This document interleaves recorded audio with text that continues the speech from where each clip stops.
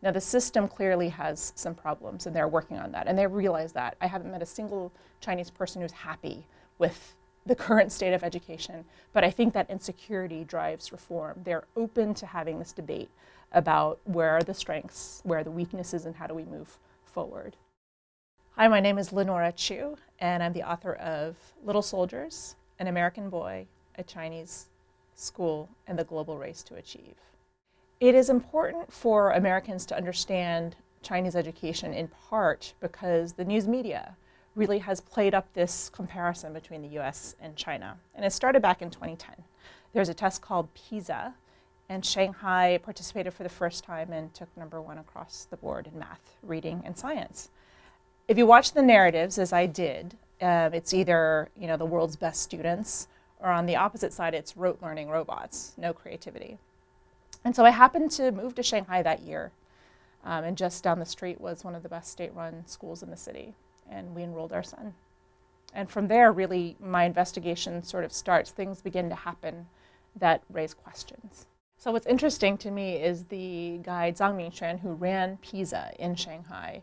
He actually came out and said, just because we have high PISA scores doesn't mean we have a good fundamental education. But if you look at what Western media was saying about PISA, Shanghai is #1. It's very interesting. It goes back to the Chinese being very insecure about where they are, and that's helpful. I think they're most concerned about stimulating kids' curiosities and allowing them to explore their own interests. And I did visit one school in Beijing that's gotten a lot of attention in China for their reforms, such as allowing electives as crazy for a Chinese curriculum, such as Frisbee and rock climbing, allowing kids to walk from math to English at the bell instead of sitting in a class all day long. And if you think about all of these reforms, it's all about giving students choice and agency and the will to express themselves and make decisions. And that's great. And I think that is probably the #1 concern. So the first thing to keep in mind about China is that it is not a monolith. There's rural, there's urban, there are now various classes of people. Money affects outcomes now, like it didn't before. And so when you talk about education, it's important to understand that I look at Shanghai, but I also go into the countryside and follow families there for a good amount of time. And the outcomes are vastly different. And so it's important to note that. I mean, really, we're talking about a country that's built a school system very quickly with very little money. And they've taken some shortcuts, right? Class size, getting good teachers into the pipeline. All of these things that we talk about in the US are really luxuries for China over the past couple of decades. And they're just now paying attention to some of these things that they should be with their new reforms, like individual expression. Creating a fine environment for creativity is actually a phrase from the latest reform plan. But these are things that they haven't had the luxury to look at. They have completely reversed the illiteracy rate in a very short amount of time, and now they're working on the other parts. So education in China is, it's only compulsory for grades 1 through 9 right now, and they're working on expanding the system. And the vast majority of their budget increases are about expansion. They would like 1 year of universal preschool. They would like something like 90% enrollment in high school. They want 40% enrollment at the college level. So they're working on this, but grades 1 through 9, that was their focus for a couple of decades, and they've achieved that. I would say the vast majority of kids in Shanghai go on to high school and even college. But if you look in the countryside, some of the kids that I follow, I follow 2 best friends right up until that high school entrance exam. 3 years later, one is working as a masseuse in Xinjiang. The other one is at a second-tier college. And it really is about that outcome, that test score in high school. And unfortunately, it's a bifurcation right there that is deciding.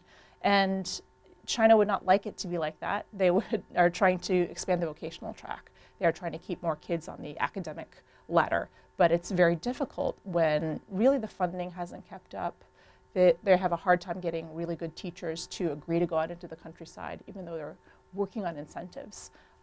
For some areas, urban teachers who go out to rural areas are fast-tracked for promotions and pay.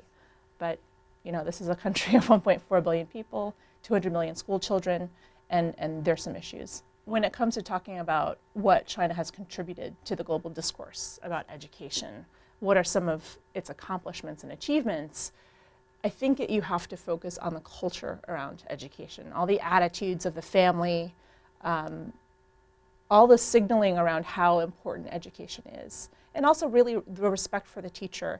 And that starts from a very early age. Kids are taught to, pack their own backpacks. They're taught that education is the number one thing. It is the number one really expenditure for families, for good and bad. I mean, they're trapped in this sort of exam-based system, but they also believe that, it affects outcomes for kids. And this is very helpful in getting an entire society to buy into the importance of education. And I think it's that culture and the attitude that I think we can learn from. The question, do Chinese schools get a bad rap? I would say that some schools deserve the bad rap, but many of them do not. And so I think that we are reacting to stereotypes. And this is the challenging part about my book, is there are some horrible scenes of what I would call abuse in the classroom, of kids completely having their individual wills stamped out. That is not good. And even the Chinese realize that's not good. Unfortunately, have very traditionally educated teachers who don't understand. And that is a problem that they are working on. But many of the teachers that I've met are warm and they have good intentions for their kids and they work very hard at what they do. And so that is a narrative that doesn't often get across.